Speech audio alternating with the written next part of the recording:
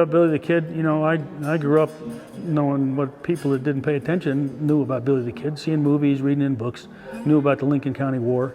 So Billy the Kid, and it was one of those people who I think came to the West with his family. A young man who, unfortunately, like so many young men that ended up in the West with kind of dysfunctional homes. He moved out here with his mother, who had health issues, ended up down in Silver City, and then became kind of restless. The idea of him being this lawless person from the outset was a lot of it laced in myths. There are a lot of stuff that we don't actually know about him. For example, we don't know his birthday. The gentleman who wrote The Authentic Life of Billy the Kid, Ash Upson, implemented his own birthday for Billy. We have a couple ideas on where Billy was born. We think he may have been in New York City, or he may have been born in Indiana, or I think Missouri was the other place they thought he was born. We don't know how old Billy was when he actually died. We estimate anywhere between 18 and 21 years of age. A lot of people contributed to his, he was, always in trouble, always having problems. I think he was just one of those wayward people who was trying to find a place. And even the point when became such a character, even from the outset, he was not one of those key players. When he came to work for John Tunstall, as he had done working on a number of ranches, he was just another individual in the mix. Well, I think if I was going to share anything with you about Billy the Kid, would probably be the way that things are totally mistaken as to what he was back then. A lot of people mistake him as an outlaw, as a criminal, as maybe I've heard him even noted as like a police killer or something. But what a lot of people don't know until they research is the kid was actually deputized, and so throughout a lot of this that happened from 1878 to 1881, he was a constable. So he was a legal deputy during that time, along with the regulators.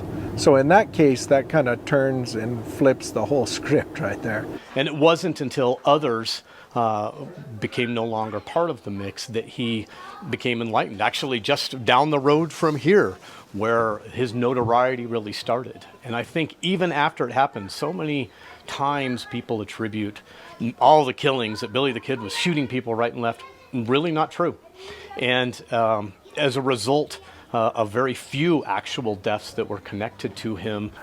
About Billy the Kid, I like to say that he was caught up in a war that he did not necessarily start, but he did take a side in that war, obviously the side of John Tunstall. John Tunstall had treated him fairly well while he was under the employ of Mr. Tunstall, and Billy was present when he was murdered. So after that, Billy pretty much made the decision, something's got to change here in Lincoln County, and he set out to be one of the ones to make that change.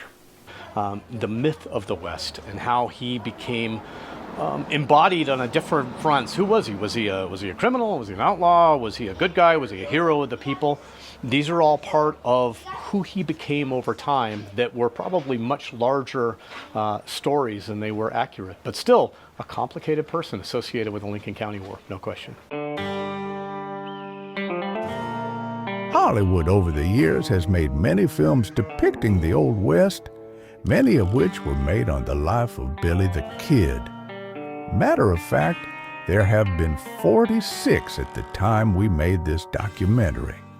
Yes, sir, Billy is a very popular person.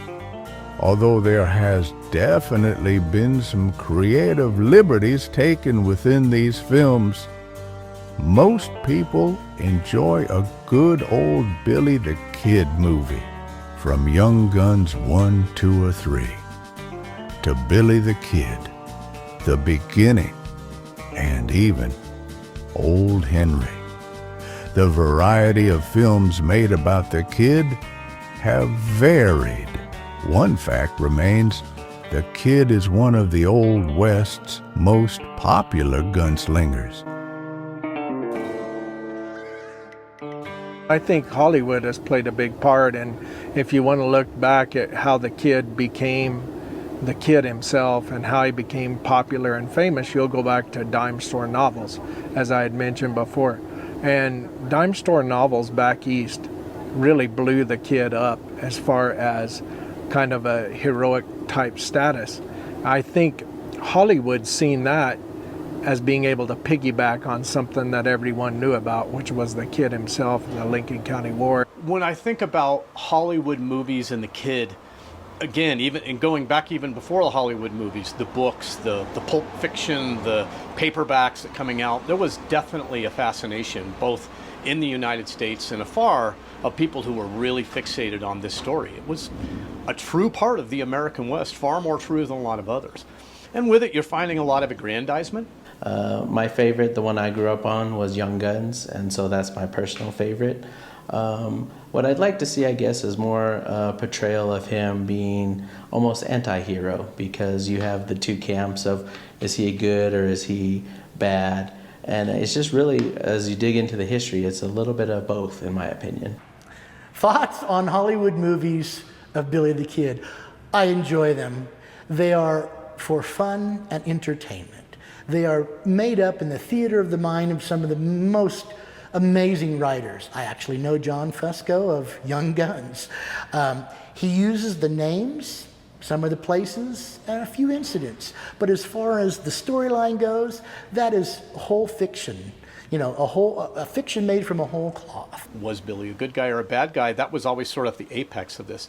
So there are a lot of movies that are tell pieces of it that you can find. I think of some. You look at John Wayne and Chisholm, where he's sort of playing that ancillary part, but definitely integrated. That was a piece there. A lot of people think about Young Guns. When you walk up and down the street, it's a great piece to have conversation about. Was because the places, the locations weren't close to each other, but this was more or less the path that the story went down. And so with it, I think that there is a lot that people pull from this. Always best to do the research, but even you're looking at really solid scholarship, there are always multiple sides to every story being told. And the movies are the same, television shows also. Well, after playing here, the reenactment, we actually had some of the people that rode as the regulators with Billy the Kid that helped write the script.